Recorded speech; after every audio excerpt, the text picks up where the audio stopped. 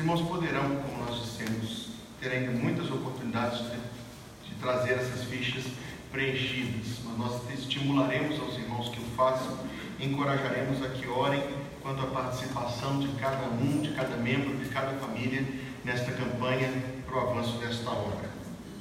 Mas o nosso texto é Mateus capítulo 1, verso 15 a 26, é o nosso segundo texto neste ano.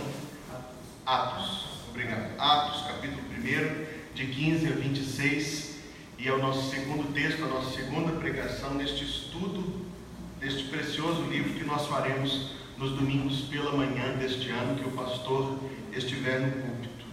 Os irmãos notaram que Judas Iscariotes nunca recebeu tanto destaque na Bíblia quanto neste texto. Direi novamente, Judas Iscariotes nunca apareceu tanto num texto bíblico quanto neste. Então convém-nos lembrar aquilo que a Bíblia nos ensina sobre este homem, e na verdade seu nome era exatamente esse. Judas é o nome Judá, um nome extremamente comum naquele tempo.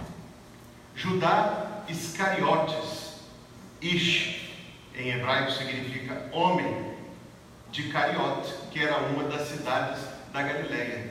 Judá, homem de Cariote, uma cidade. Seu pai, Simão, aparece num dos evangelhos apenas de nome, e nós sabemos que Judas foi um dos que Jesus escolheu para o acompanharem muito de perto. Do texto que foi lido na escola dominical hoje pela manhã, ele estava lá.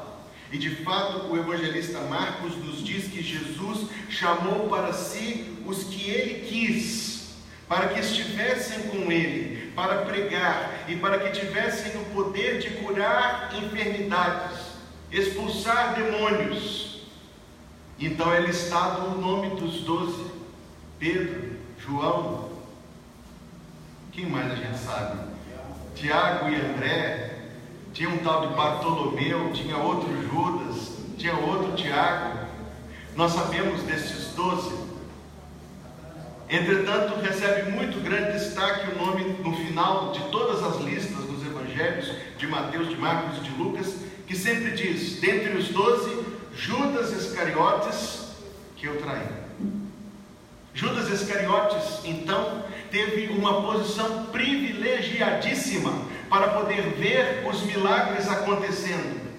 Na primeira fila, testemunhou as grandes obras do Senhor Jesus. Judas Iscariotes foi quem ouviu os ensinamentos pronunciados pela boca de nosso Salvador. Jesus disse aos 12, está lá no Evangelho de João, capítulo 6, quereis vós também retirar-vos? Os 12, Pedro disse: Senhor, para quem iremos nós? Tu tens as palavras de vida eterna. Os 12 ficaram, Judas ficou. Entretanto Jesus falou: não vos escolhi a vós 12, mas um de vós é do diabo. Está escrito no verso 67 do capítulo 6 do Evangelho de João. Desculpa, verso 70. E João ainda acrescenta no verso 71. E isso dizia Jesus de Judas Iscariotes, porque este o havia de entregar. Nota esta expressão: sendo um dos 12. No mesmo Evangelho de João, nós sabemos muito bem que após a ressurreição de Lázaro, Maria, irmã de Lázaro, encantada de fé, derramada de amor pelo Salvador, lavava os seus pés, ungiu os seus pés com óleo precioso, e Judas Iscariotes, que havia de traí-lo, os irmãos se lembram o que ele disse? Por que não se vendeu este perfume por 300 dinheiros e não se deu aos pobres? E ele disse isso não porque cuidasse dos pobres, mas porque era ladrão e tinha a bolsa e tirava o que ali se lançava. Judas Iscariotes, companheiro de Cristo, teve os seus pés lavados por Jesus na quinta-feira. E eu convidaria rapidamente, ainda que marcando o texto de Atos 1, voltasse comigo a João capítulo 13, onde nós encontramos interessantíssima informação sobre Judas Iscariotes. João capítulo número 13.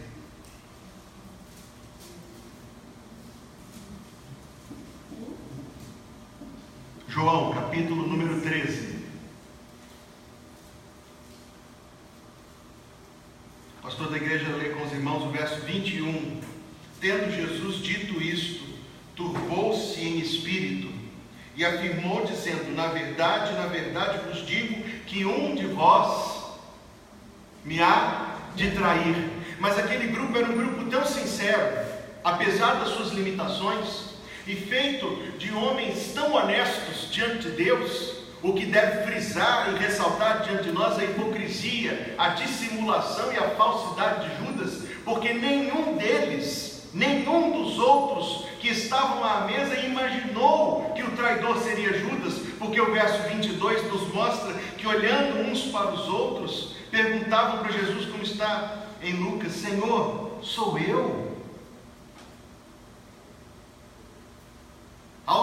A todos ali, tão puro era aquele grupo, parecia mais provável que ele próprio, que si próprio traísse do que os outros. Tão grande era a harmonia daquele grupo, e tão grande, diga-se e assinale-se, era a falsidade e a hipocrisia de Judas Iscariotes. Mais adiante, João, que estava reclinado sobre o peito de Jesus, verso 25, perguntou: Senhor, quem é? E Jesus respondeu: é aquele a quem eu der o bocado molhado. E molhando o bocado, o deu a Judas Iscariotes, filho de Simão. Mas somente João sabia isso. E após o bocado, que diz a sua Bíblia no verso 27, entrou nele Satanás. E Lucas 22 escreve a mesma coisa: Satanás entrou em Judas Iscariotes. Jesus olhou para ele e disse: o que fazes, faz depressa.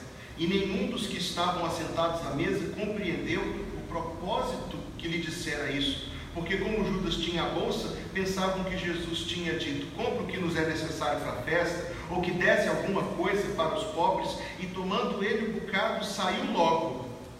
E era já noite. Não participou Judas Iscariotes da ceia do Senhor.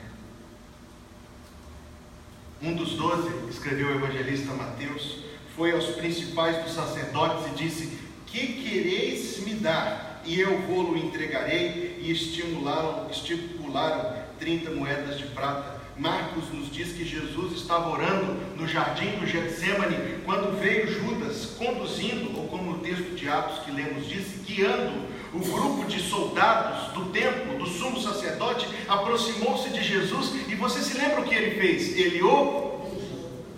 E Jesus disse a ele: amigo, aqui vens, com um beijo traz o Filho do Homem. Mateus 27, não vamos ler, nos mostra o remorso que se apoderou de Judas, a ponto de tentar desfazer o que tinha feito, tentar devolver o dinheiro, mas encontrou nos sacerdotes do templo consolo nenhum maior do que qualquer religião pode dar, quando lhe disser: a tua culpa é com você, nós não temos nada a ver com isso. E ele se enforcou. E o texto de Atos nos dá a entender algo que precisa ser entendido. A tradição nos ajuda a entender que onde Judas se enforcou, o galho se quebrou, e se quebrando rasgou as suas entranhas, e aí rasgou o seu ventre, e as suas entranhas se derramaram. Não é difícil harmonizar isto. Entretanto, o que eu quero ressaltar para os irmãos, mais do que as questões do texto, é que Judas, para os outros 11, era alguém excelente, um companheiro, um amigo. Dissimulou-se, infiltrando-se no meio daquela santa companhia, ainda que escolhido pelo Senhor Jesus para o trair. Entretanto, as intenções de Judas eram muito ocultas. Ele era amigo dos discípulos, ele era amado dos discípulos, ele era companheiro dos discípulos.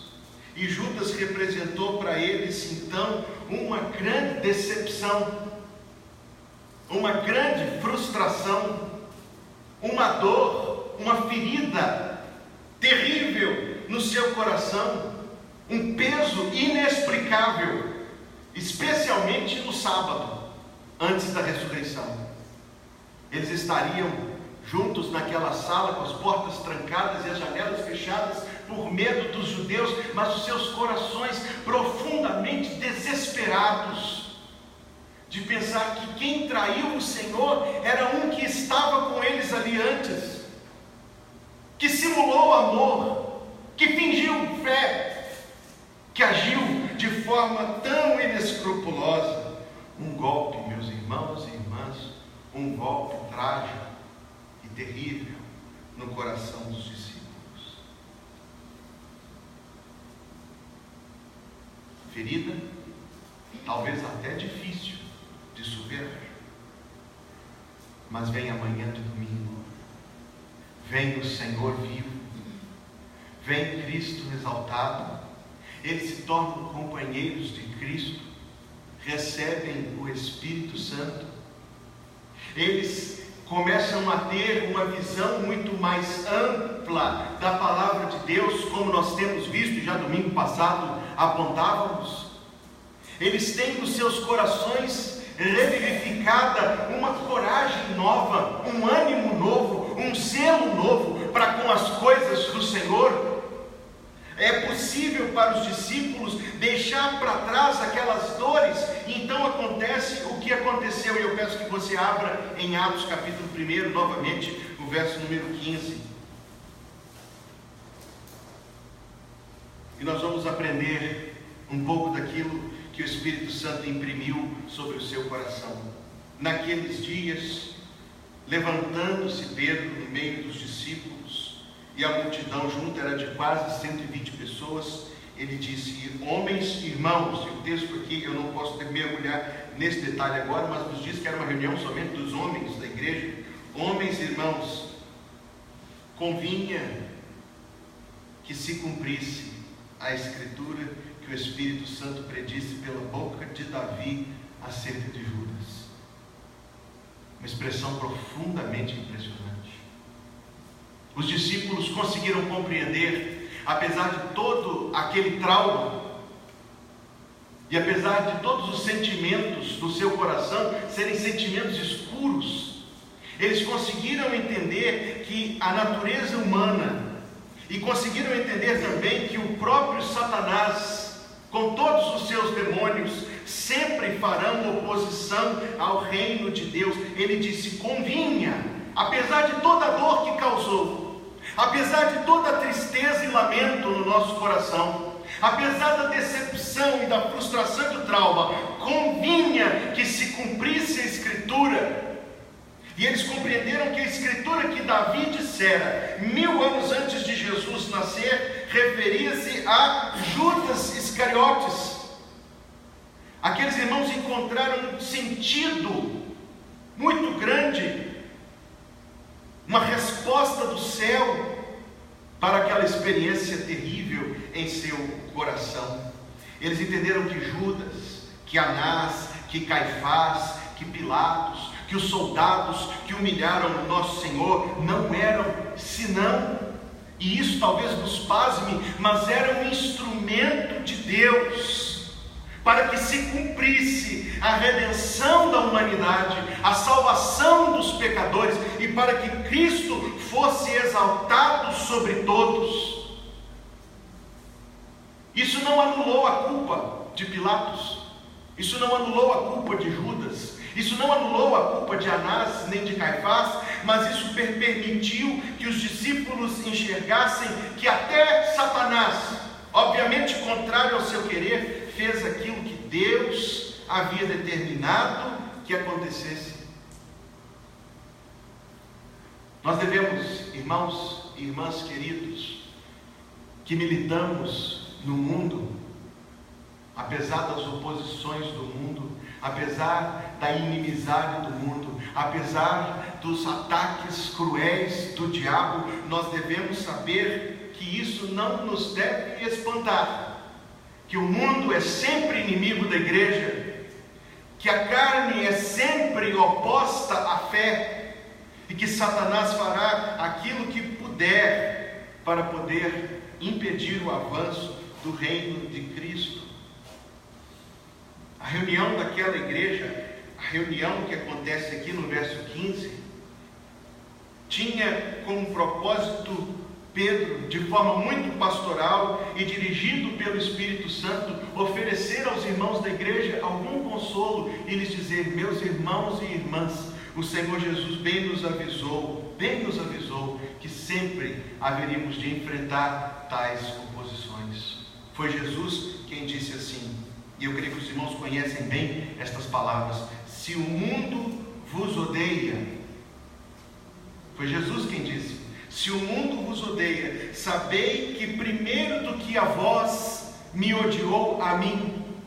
Entretanto, essas palavras vêm à memória dos discípulos, porque Jesus disse isso aos discípulos exatamente após Judas ter saído do cenáculo para cumprir o seu expediente maligno. Ele disse também: se vós fosseis do mundo, o mundo amaria o que era seu, mas porque não sois do mundo, antes eu vos escolhi do mundo, por isso é que o mundo vos odeia. Jesus ofereceu a eles lenitivo, remédio, consolo, conforto prévio, ao lhes dizer: lembrai-vos da palavra que eu vos disse, não é o servo maior do que o seu senhor. Se a mim me perseguiram, também vos perseguirão a vós. Mas tudo isso farão por causa do meu nome, porque não conhecem meu Pai que me enviou. Aquele que me odeia, odeia também a meu Pai. Então eu quero dizer aos irmãos que se hoje, em 2019, nós vemos ainda muitos falsos pregadores se levantarem, falsificando o Evangelho, já nos dias dos apóstolos isso acontecia. Leia a primeira carta a Timóteo, leia a segunda carta a Timóteo, onde você vai encontrar ele falando de nomes como Fígelo, Hermógenes, Alexandre, Demas. João falava de um certo Diótrefes, que resistia publicamente à palavra. Nós vamos daqui a alguns domingos ver de um casal dentro da igreja, Ananias e sua esposa Safira, que fingiram sinceridade e mentiram para a igreja. Desmascarados foram por Deus. Satanás sempre se oporá ao reino de Deus, irmãos. E quando sofremos os ataques de Satanás e do mundo, não nos espantemos. Jesus falou: se o mundo vos odeia, sabei que primeiro que a vós me odiou a mim. Talvez seja difícil encontrar algum conforto nessas palavras.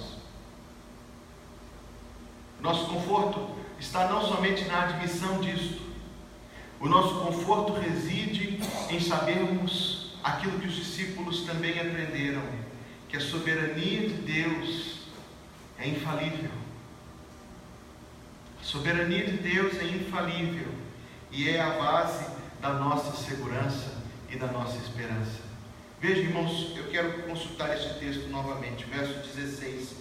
Convinha que se cumprisse a Escritura, que o Espírito Santo predisse pela boca de Davi acerca de Judas, que foi o guia daqueles que prenderam a Jesus. Vire uma página, capítulo 2, verso 23.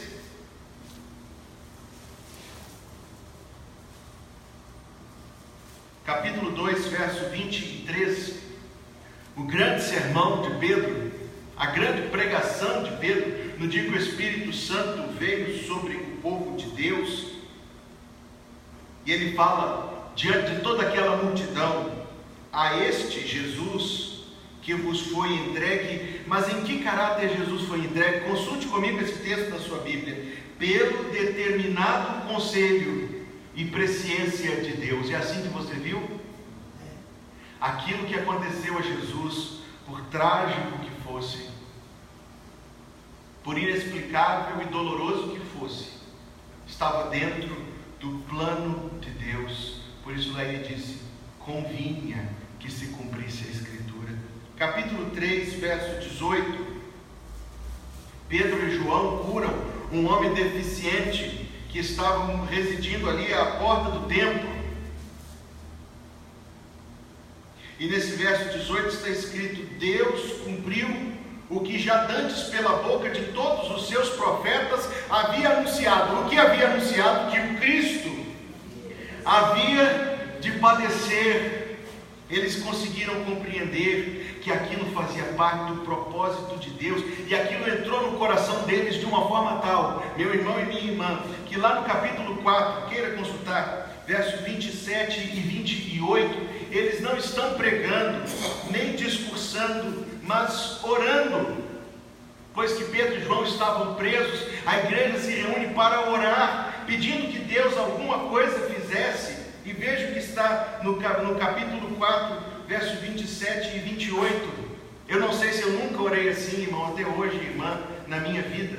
Porque diante de algo tão cruel, eles simplesmente disseram: verdadeiramente, contra o teu santo filho Jesus, que tu ungiste, se ajuntaram não só Herodes, mas Pôncio Pilatos com os gentios e os povos de Israel, para fazerem tudo, veja esse texto, verso 28, tudo o que a tua mão e o teu conselho tinham anteriormente determinado que se havia de fazer.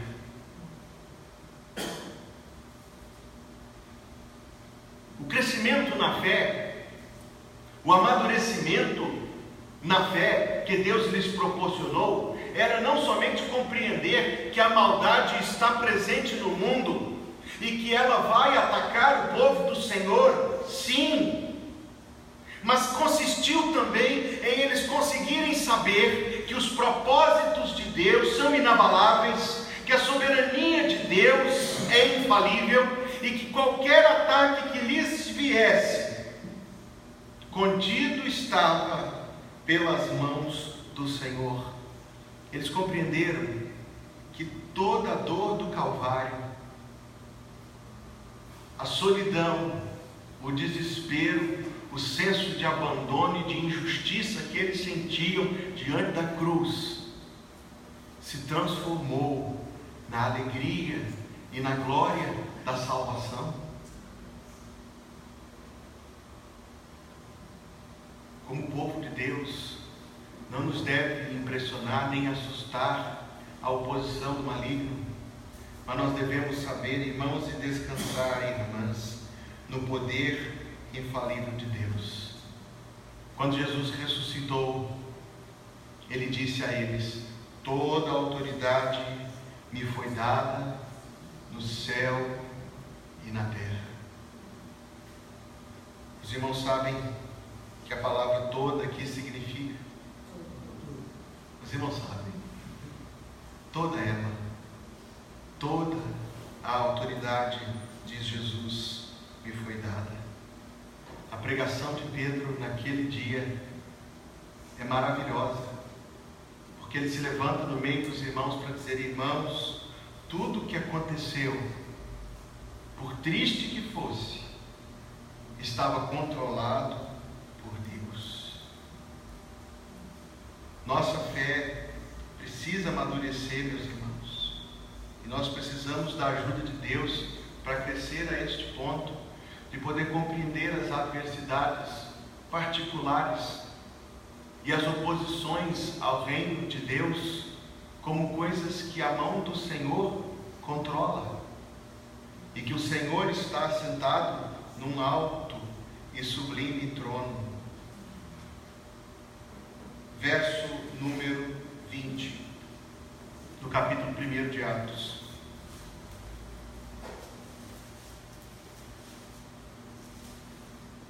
Porque no livro dos Salmos está escrito, e eu falei rapidamente sobre isso no domingo passado, mas é a primeira vez que nós vemos Pedro citar a Bíblia em todo o Novo Testamento. Pedro era muito rápido para citar os seus próprios pensamentos e conhecia de cor e salteado as suas próprias opiniões, pois que quando Jesus apresentou o Evangelho a ele, disse: estou indo para Jerusalém para ser desprezado pelos homens e maltratado. Ele disse assim: Senhor, não diga uma coisa dessa. E Jesus falou: vai para trás, Satanás. É a primeira vez que nós vemos Pedro citar a Escritura Sagrada. E Pedro cita dois salmos, você não precisa consultar isso agora, mas ele cita o Salmo 69 e o Salmo número 109. E eu quero apenas colocar aqui diante dos irmãos algo interessante. São alguns daqueles salmos que não são muito populares. E a razão por que são muito populares é porque na teologia bíblica eles são chamados de salmos imprecatórios. Não precisa guardar essa palavra, mas são salmos em que Davi ora a Deus a respeito dos seus inimigos. E ele diz assim: Senhor, eu queria que os meus inimigos Você lembra que das orações que ele fazia pelos seus inimigos, que eles ficassem com a boca cheia de pedras. E nós por vezes lemos esse salmo e falamos assim: gente, eu não estou entendendo o que esse texto está fazendo na Bíblia. Mas Pedro entende. Pedro entende e se torna o nosso mestre na interpretação da Escritura. Pedro nos ensina que esses salmos imprecatórios, salmos contra os inimigos, são palavras não a respeito daquelas pessoas que pisam no nosso pé, não devemos achar isso,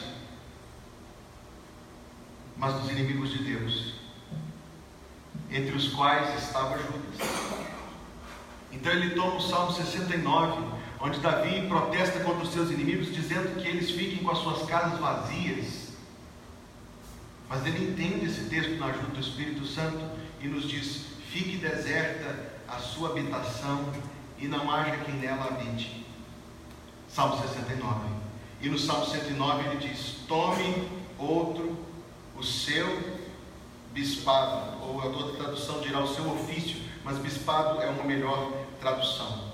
Eles não somente, eu quero que os irmãos entendam isso, eles não somente alcançam a verdade de que as oposições malignas são inevitáveis, e nem somente alcançam a verdade de que a soberania de Deus é infalível, mas aos discípulos foi ensinada uma preciosa lição, a lição de que está na palavra de Deus a direção de que nós precisamos para tudo aquilo que nós devemos fazer. Ele mostra uma capacidade de interpretar a Escritura que só pode vir do Espírito Santo, mas como ele faz? Olhando para Cristo. E é assim que nós devemos aprender a interpretar a Escritura, e é assim que nós devemos aprender, irmãos e irmãs, a encontrar conselho e verdade na Bíblia Sagrada. Mas então, verso número 21, ele diz: é necessário. Pegue a sua caneta aí, por favor. Hoje foi distribuído um bocado de canetas aí, então não vai faltar. Alguém precisa? Ainda tem algumas aqui. Marque essa palavra: é necessário.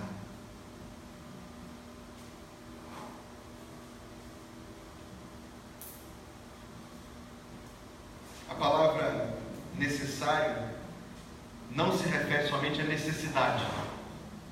A palavra grega que na sua Bíblia está traduzida como é necessário, era como se Pedro tivesse dito: é urgente, é de muito grande importância, que dos homens que conviveram conosco todo o tempo em que o Senhor Jesus entrou e saiu de nós, final do verso 22, um deles se faça conosco testemunha da sua ressurreição. Por que era necessário? Não bastariam 11? De fato, a ressurreição teve mais de 500 testemunhas. Por que era necessário preencher o número de 12? Seria capricho? E alguns comentaristas bíblicos dizem para nós que isso aqui foi um erro precipitado da igreja, que deveriam ter esperado Paulo, que se levantaria para ser apóstolo, mas nós sabemos que o próprio Paulo diz que ele foi um apóstolo nascido fora do tempo, e que não era digno de ser chamado apóstolo. Por que a necessidade do número 12? Isso foi o que eu fiquei pensando. Mas nós encontramos que há um porquê desse número, e você vai anotar aí do lado desse verso, Mateus 19, verso número 28, e logo em seguida consultar comigo esse texto.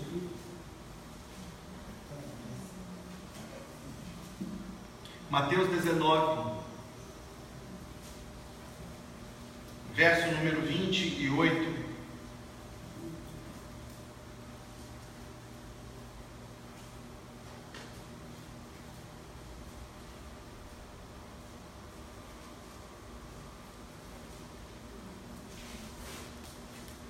E Jesus disse-lhes, Mateus 19, 28, em verdade vos digo que vós, que me seguistes. Então esta palavra excluía Paulo, que não estava ali presente, que foi se converter somente após a ressurreição. Naquele grupo a quem Jesus falava naquele momento, em verdade vos digo que vós que me seguistes, quando na regeneração o Filho do Homem se assentar no trono da sua glória, também vós vos assentareis sobre 12 tronos, para julgar as 12 tribos de Israel. A necessidade de ter 12 era porque Jesus havia profetizado um dia lá no futuro, em que os discípulos ressuscitados se assentariam com ele em 12 tronos. E esse grupo era específico, era daqueles que estavam ali naquele momento. Mas não era Judas, certamente não. Então nós começamos a enxergar um pouco de quem é Matias na palavra de Deus. Matias foi um dos que estava presente desde o batismo de João até a ressurreição. Matias foi companheiro de Cristo. Matias foi testemunha dos milagres e dos grandes ensinamentos de nosso Salvador. Entretanto, um homem que foi escolhido por Deus pela sua, permita interpretar isso, pela sua humildade, porque ele não se ressentiu de o seu lugar ter sido oferecido ao traidor. Matias estava presente naquele grupo de 120 homens, e eles tinham que escolher um que preenchesse todos os requisitos, e só sobraram 2.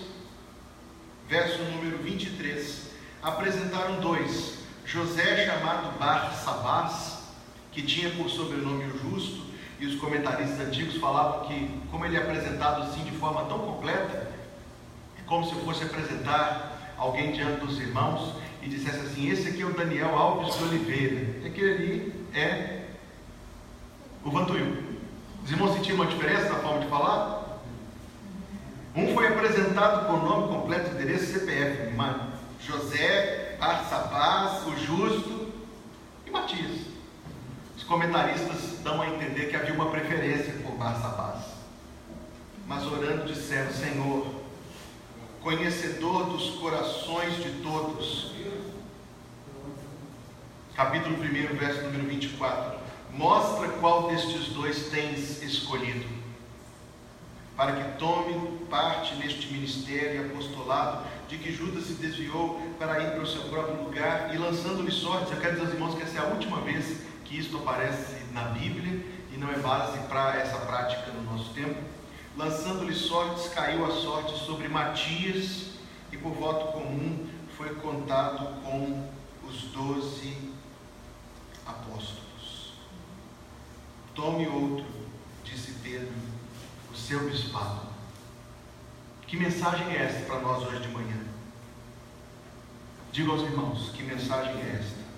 Quando Satanás levantar armadilhas cruéis contra a igreja, quando os hipócritas se infiltrarem e dissimularem o amor cristão verdadeiro, quando o mundo mostrar todo o seu ódio contra o povo do Senhor, como está acontecendo a muitos dos nossos irmãos nos países árabes, como está acontecendo a muitos dos nossos irmãos na China, e quando isso vier ao Brasil também, Deus é soberano. O testemunho de Jesus jamais acabará. O Evangelho não deixará de chegar aos corações das pessoas. O nome do Senhor Jesus continuará a ser crido, amado, temido e adorado. Hoje mesmo, os irmãos na China não têm as suas igrejas para se reunir, porque o governo comunista passou cadeado na porta das igrejas, dizendo que são núcleos de subversão, e prendeu os pastores, acusando-os de serem conspiradores contra o governo da grande República Popular da China. Mas eu asseguro aos irmãos que em cada casa, e garagem e porão, onde os crentes estão reunidos, Jesus está com eles. Eu asseguro aos irmãos que hoje na China muitas pessoas vão se converter, porque o Espírito Santo está trabalhando. Eu asseguro aos irmãos que nada, como Paulo olhou para os seus braços algemados, mas ditou àquele que escrevia a sua carta: o Evangelho não está em algemas.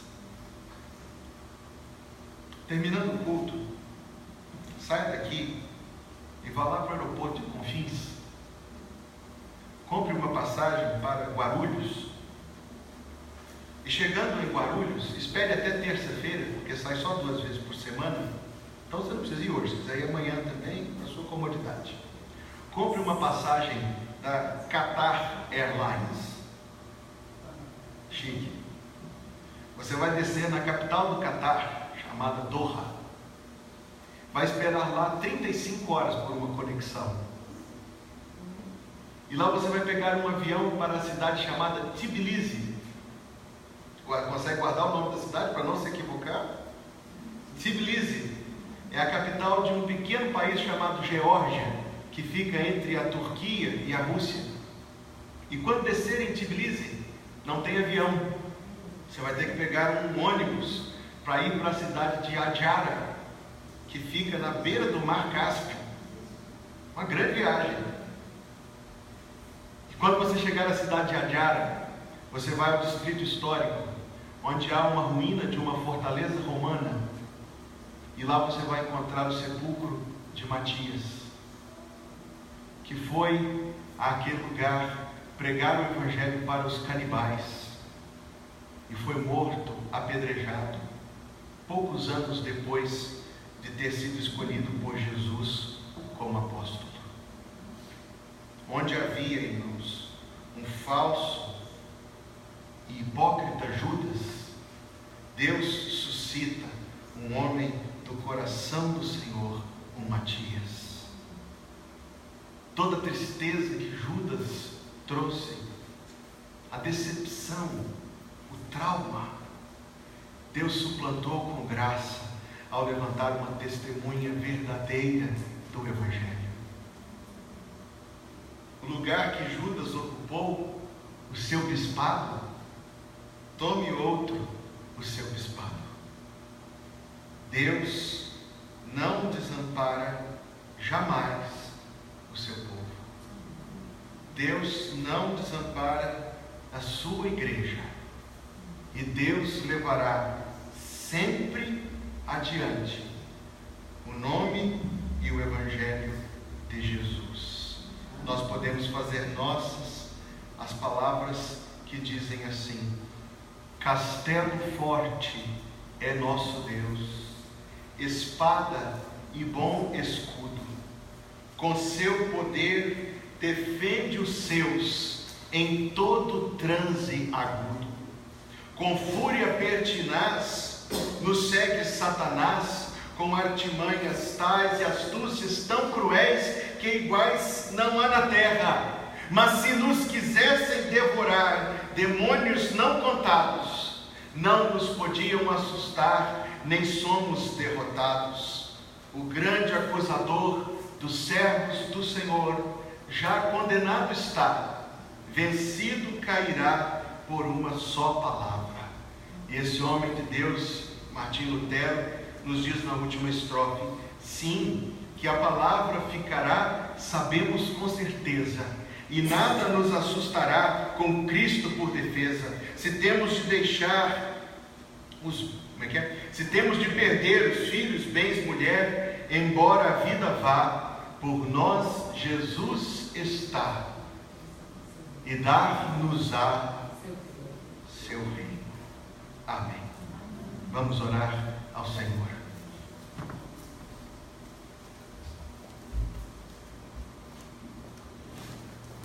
Nós te agradecemos, nosso Deus e Pai, por este texto que o Senhor nos deu na manhã deste dia, por termos a tua palavra tão rica de certezas para nós, por termos o Senhor como nossa segurança. Nós te agradecemos, por termos esperança na tua graça e no teu poder.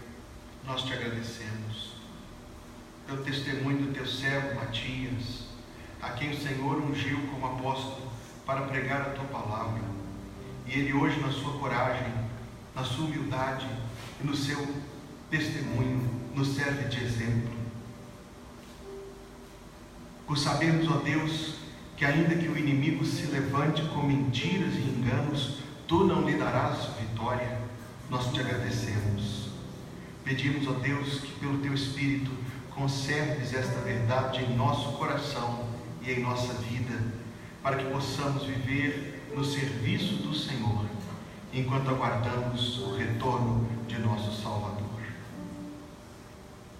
Que a graça de nosso Senhor Jesus Cristo, o amor de Deus, nosso Pai Celestial, e a companhia do Espírito Santo esteja conosco, nos acompanhe, até que nos encontremos com Jesus para sempre. Amém.